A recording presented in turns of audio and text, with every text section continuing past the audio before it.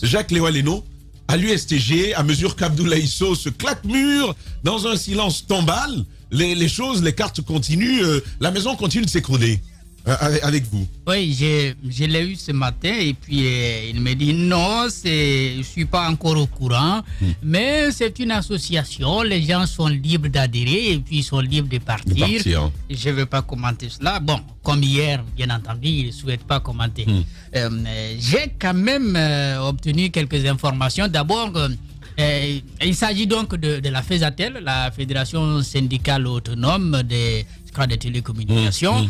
Donc cette fédération a même pris sa décision bien avant le SLEG d'Aboubacar Souma, parce que la FESATEL, c'est depuis avril. Depuis avril, elle a donc pris la décision. Bon, il y a des informations que j'ai obtenues qui ne sont pas aussi à apprécier, aussi bien pour Sow que pour la FESATEL elle-même.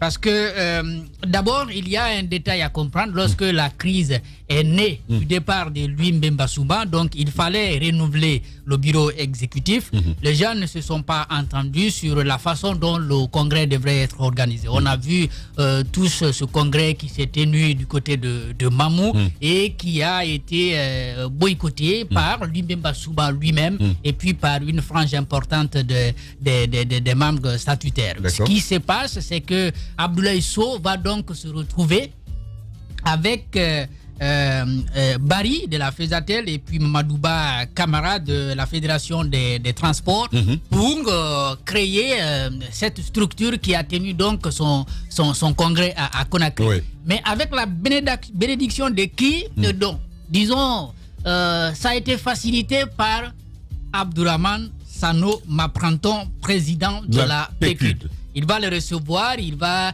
leur dire de se mettre d'accord et d'organiser le congrès à Conakry. Donc, sur le principe, ils vont s'entendre. Et puis, premier jour de congrès, ils se retrouvent, ils écrivent des statuts, ils les analysent et se mettent d'accord. Deuxième jour de congrès, Abdoulaye Sow Mapranton quitte et va voir le président de la République. Et puis, il revient, il appelle Barry de la FESATEL pour lui dire, bon, j'étais à la présidence, on m'a dit de ne pas laisser Aboubacar Souma être membre du bureau exécutif de l'USTG. Sachant déjà qu'il y avait déjà l'USTG version Mamou. Donc, pour l'USTG version Conakry, il ne faut pas que Aboubacar Souma soit là. Parce qu'il ne faut pas l'oublier.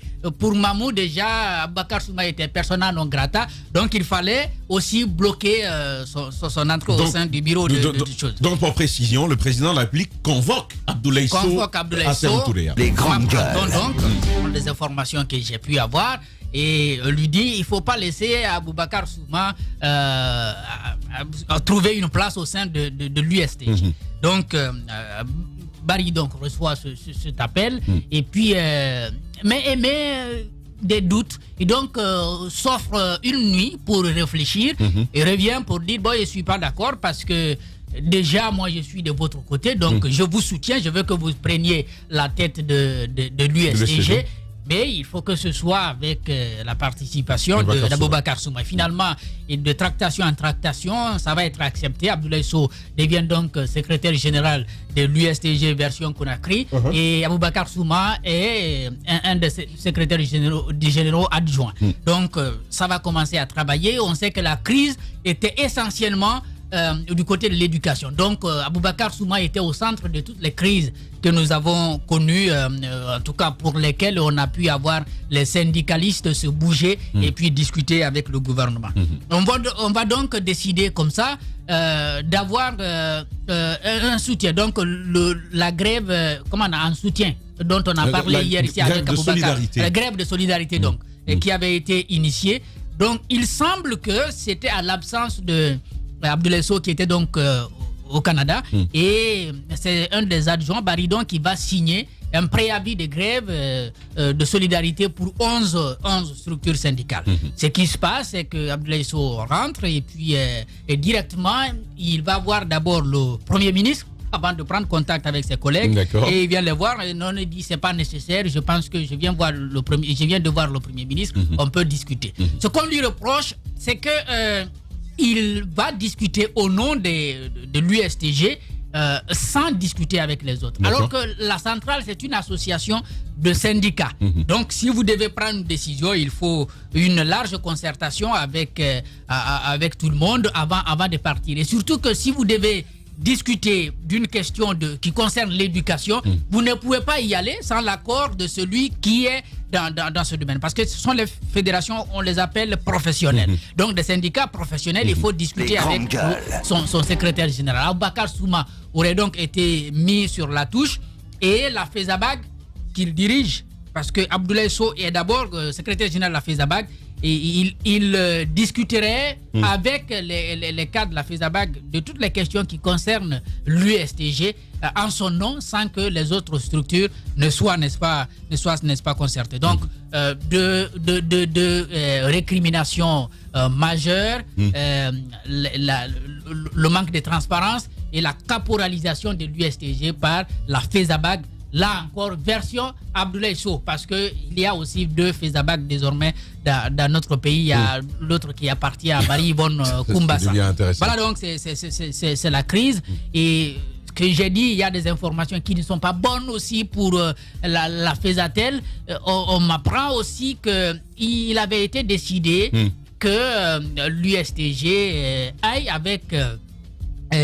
comment on appelle ça, le FNDC. Oui. Donc, et ça se comprend très bien, parce que je viens de le dire au départ, cette union a été facilitée par Abdourahmane Sano. Et lorsqu'il était en prison, il était question d'observer un débrayage en signe de soutien à Abdourahmane Sano et à tous ses collègues qui étaient en prison.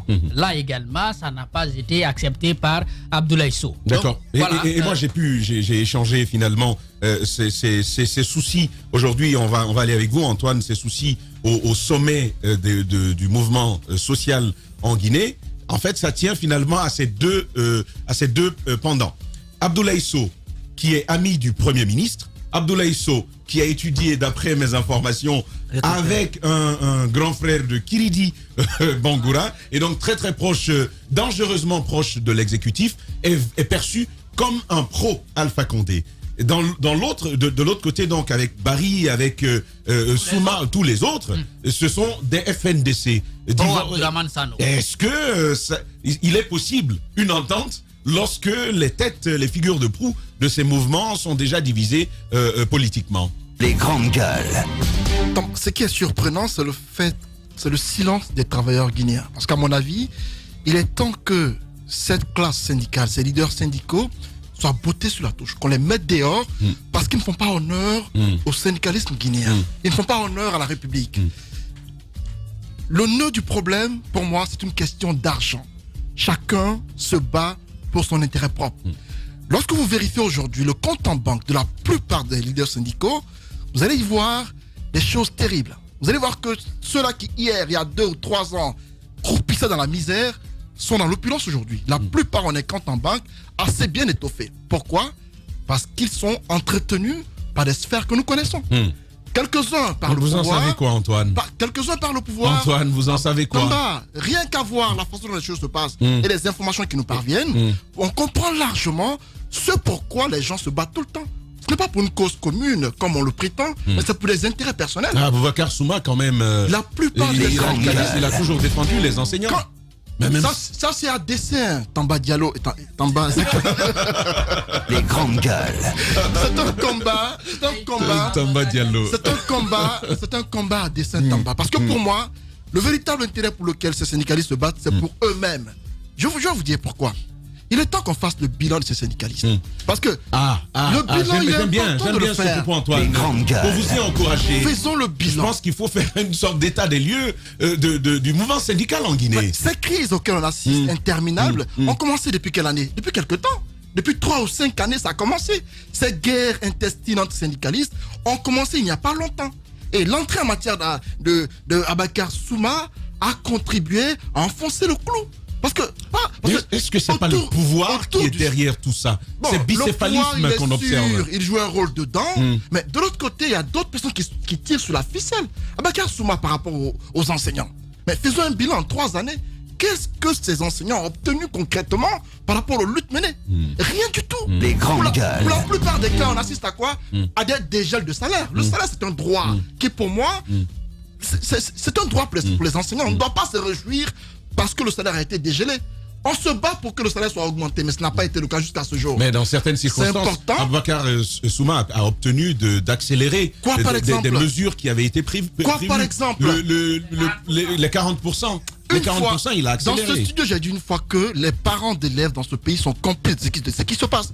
On se teste tous. Quand on sait que chacun de nous a au moins un enfant à l'école, chacun de nous subit cette façon de faire qui est médiocre des syndicalistes, parce que leur action joue négativement sur nos enfants, sur l'éducation guinéenne. Depuis 3 années, ils se font des guerres qui selon eux, c'est pour pouvoir obtenir des avantages auprès du gouvernement, mais avantages qui ne viennent pas. La conséquence, c'est quoi? C'est que nos enfants sont à la maison, ils ne vont pas à l'école. L'enseignement en Guinée bat de l'aile. L'enseignement en Guinée décroît au fur et à mesure que les années passent. Aujourd'hui, le niveau de l'enseignement guinéen est en train de prendre un coup. Et on est assis, personne ne dit rien. Aujourd'hui, avec les révélations faites par Jacques Leno, avec tout ce qu'on entend autour du syndicat en Guinée, j'estime qu'il est temps que nous, Guinéens, prenons notre bâton de pèlerin pour chasser ces syndicalistes de la tête de nos structures syndicales. Parce qu'ils ne font rien. Et cela, pour moi, ça doit commencer par les travailleurs qui sont syndiqués par ces personnes. Parce que pour moi, c'est une trahison qui ne dit pas son nom. Et lorsque je vois des personnes qui aujourd'hui, pour des intérêts personnels et égoïstes, ont tendance à soutenir ces syndicalistes, j'estime que c'est une complicité notoire qui ne doit pas continuer. Il est important de dénoncer ce qui se passe. Ces syndicalistes, pour moi, ils font honte à la République et il est important qu'on tape du poing sur la table pour que chacun dénonce ce qui se passe. Chacun de nous subit les conséquences direct ou indirect du comportement de ces syndicalistes. Moussa Moïse, vous êtes d'accord? Il faut prendre un bâton, chasser ces syndicalistes qui, d'après Antoine, se remplissent les poches? Il le faut, mais en procédant par méthodologie. Il y a certains qu'on peut garder qui tant bien que mal ont affiché leur volonté de défendre leur corporation. Mais je dis une chose, il y a énormément de deals sur le dos du peuple au sein de ces différentes centrales syndicales. Des deals sur le dos du peuple, des deals scellés avec le pouvoir central qui... et parfois avec l'opposition. Exactement. Qui bénéficient d'une sorte d'approche, genre on vous donne une période de grâce où il n'y aura absolument rien en termes de revendications syndicales, en termes de grève, en termes de déstabilisation du pays. Parce que imaginez une centrale comme la CNTG, son pouvoir d'action, sa capacité de nuisance. Imaginez, avec l'USTG, je ne parle pas de la version actuelle, version d'avant, Ibrahima Fofana, exactement, qui n'avait pour objectif que la défense des travailleurs, l'intérêt des travailleurs face aux différents patrons. Les grandes gueules. Il y a des deals sur nos dos. Je pense que la seule chose à faire aujourd'hui, c'est de demander aux camarades syndiqués de prendre leur destin en main. C'est-à-dire que de l'intérieur, il faut une révolution pour que les idiots puissent quitter la place qu'ils occupent et que les hommes capables, donc qui ont vraiment la volonté le souci de défendre les intérêts des travailleurs, que ces personnes puissent accéder aux différentes instances dirigeantes. Sinon, on est vraiment mal barré. Et il faut qu'un Blaise Opal, parce qu'il est présenté dépeint comme une top. Là, tu fais bien de le dire. Mais si tu permets. Moi, j'ai observé Abdoulaye Sow ces derniers moments. Même quand tu mentionnes quelqu'un qu'il connaît, c'est lui qui vient répondre. Oui, mais... Cette fois-ci, on parle de lui, des accusations particulièrement graves. Et il dit non, chacun a le droit de venir ou de partir. Il faut qu'il parle. Moi, de ce que Souma a dit hier, il y a des points quand même qui m'ont donné à réfléchir. Le soutien dont a bénéficié le SLEG venant de l'USTG, si ce soutien avait été réel, si ce soutien avait été vrai, je pense que nous n'en serions pas là aujourd'hui. En tout cas, le SLEG aurait obtenu quelque chose d'autre. Mais ça n'a eu aucun effet. Ça n'a même pas eu, comme je l'ai dit, il y a le poids d'une plume. Bizarrement, ça l'a fragilisé. Exactement. Et puis, qu'est-ce qui l'empêche de dire oui, c'est vrai? Non, ce n'est pas vrai. Mais se murer dans un silence monacal pour penser un peu à Mohamed Djibril Kamara, je pense que ça ne fait pas du tout honneur. Il faut qu'il sorte de ce mutisme. Tu sais, vous savez, dire la vérité est une tâche ardue. Je sais, mais en même temps, si vous avez conclu des deals avec le président, mais c'est pas grave, dites-le nous et dites-nous que... Qu'ils le disent et qu'ils s'enterrent, Oui, mais quoi. qu'ils s'enterrent et qu'ils disent que, ouais, Bakassouma, voilà, l'État, le gouvernement a procédé par plusieurs moyens pour le déstabiliser, ça n'a pas marché. Il fallait qu'on envoie un émissaire comme moi, tout blanc, tout beau, tout clair, pour que je vienne lui vendre ma confiance, qu'il adhère à ma stratégie et enfin que je puisse lui couper les herbes sous les pieds. Mais qu'il nous dise si c'était cela la mission. Mais s'il se tait ici, je pense qu'il ouvre, il ouvre un véritable boulevard à tous ceux qui font des interprétations. Et moi, je suis dans ce cadre-là. En tout cas, il nous a repris la même rengaine. C'est désormais une formule. Hier, il n'a pas voulu prendre la parole. Ce matin, non plus. On verra ce qu'il va en être d'ici à la fin de la semaine.